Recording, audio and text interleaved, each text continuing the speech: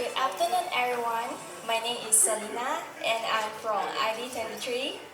First of all, I would like to thank Intercell for giving me this opportunity to stand here and share about my experience being selected by Eva Air. This interview was my first ever airline interview in my life, and I never expected that I would pass it. However, I believe that my success in this interview comes mainly from my teachers, Mr. Roslan, Madam Karen, and Madam Sharon. I am truly grateful to all of you for teaching me about airline knowledge, grooming, deportment, and communication skill.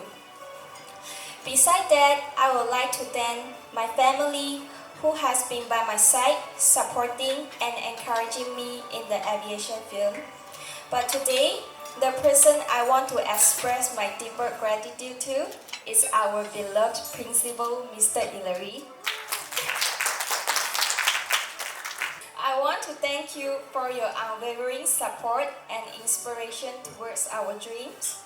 You have made us believe in our abilities and encourage us to pursue our dreams.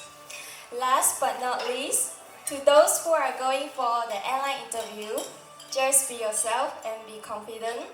No matter what challenge you face, remember that you are indomitable. Happy graduation, and let's meet in the sky. Thank you.